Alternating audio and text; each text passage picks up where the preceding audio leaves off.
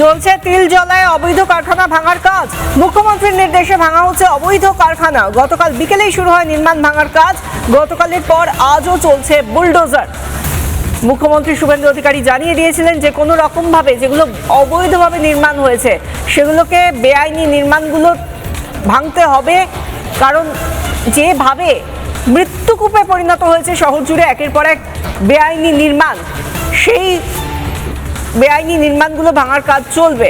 মুখ্যমন্ত্রী বলার পর থেকে আমরা তিলজলায় এই অবৈধ কারখানা ভাঙার কাজ দেখতে পেয়েছি। লেদার কারখানা, সে কারখানার কোনো আদল তো এই বিল্ডিংয়ে নেই। বিল্ডিংটি বানানো হয়েছে পুরোপুরি যেগুলো রেসিডেন্সিয়াল বিল্ডিং হয় সেই বিল্ডিংয়ের আদলে, পুরোপুরিভাবে যেভাবে বসত বাড়ি যে ফ্ল্যাটগুলো তৈরি হয় সেইভাবে বানানো হয়েছে বিল্ডিংটি। সেখানে কারখানার কোনো নিয়ম মানা হয়নি।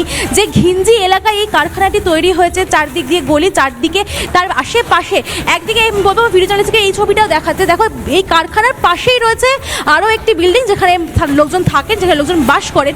তার মধ্যে এক হাত গ্যাপ আছে কিনা সন্দেহ রয়েছে। সেখানে এই কারখানা তৈরি হয়েছে এবং এই কারখানায় জানো তুমি ইতিমধ্যে আগুন লাগাতে দুজনের মৃত্যু হয়েছে দম বন্ধ হয়ে, খুব স্বাভাবিকভাবেই। সেজন্য বুলডোজার যে আনা হয়েছে, বুলডোজার যেখানে কাজ করছে, বুলডোজারের কাজ করছে যথেষ্ট পরিমাণে। এখানে কিন্তু সমস্যা হচ্ছে, তার কারণ হচ্ছে যে ছোট রাস্তা এবং যে ঘিঞ্জি এলাকায় এই অবৈধভাবে এই কারখানা বানানো হয়েছে, তার জন্য শুধুমাত্র বুলডোজার নয়, আনা হয়েছে যাতে ম্যানুয়ালিও এখানে কাজ করা যায় এবং যত সম্ভব এই অবৈধ নির্মাণ ভাঙা যায়। অবাক হতে হয় দেখলে, যে সময় মমতার সরকার ছিল এই রাজ্যে, সেই সময় কিভাবে এই বিল্ডিং এখানে তৈরি হয়ে গেল।